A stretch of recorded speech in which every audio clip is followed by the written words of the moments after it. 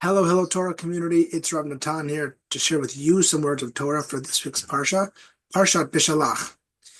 After Bnei Yisrael crossed the Yam Suf, a very small event happens that's very significant. In fact, this event becomes kind of the beginning of a theme that we see for Bnei Yisrael throughout the Midbar. When they cross the Yam Suf, they start to drink from some of the water in the area, and the Torah tells us that the water is bitter, ki marim hem. Bnei Yisrael feel the bitterness of the water, they taste it, they complain about it to Hashem, to Moshe. And Hashem instructs Moshe to fix the problem, tells him to put a tree, a stick in the water. Water becomes sweet and they drink. And at Mara, which is the name of the place, it then says that the Bnei Yisrael were taught Chok u'Mishpat. And our sages teach us that it means that they learned Torah, and a few different mitzvot were actually taught to Bnei Yisrael at Mara, at that place.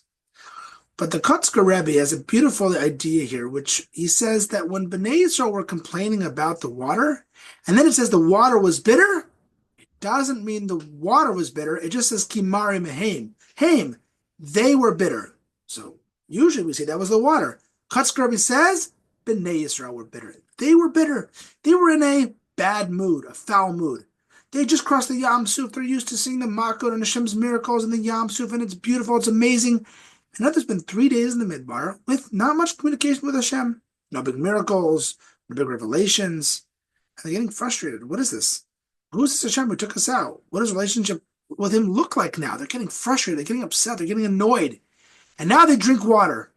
And when you're in a bad mood, everything's bad. When you're upset, everything annoys you. And Bnei Yisrael, if they're bitter, the water is bitter. So really, what was it that made the water bitter? It was their attitude. It was their perspective. And that's why Hashem gives them a message of, I'm going to give you a stick, a tree, to make the water taste good again. Kotzker Rebbe says that the tree is representative of Eitz Chaim the tree of life of Torah.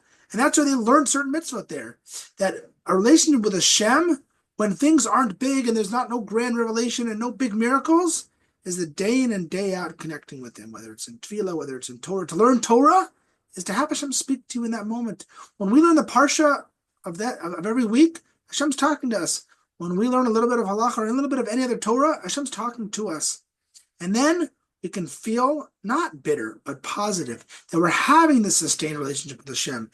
And that positivity, that good feeling we get from a sustained and consistent relationship with Hashem will make, instead of everything taste bitter, everything tastes good. All of life will feel better when we have this consistent day in and day out relationship with Hashem through Torah or other ways of serving Hashem. Shabbat Shalom.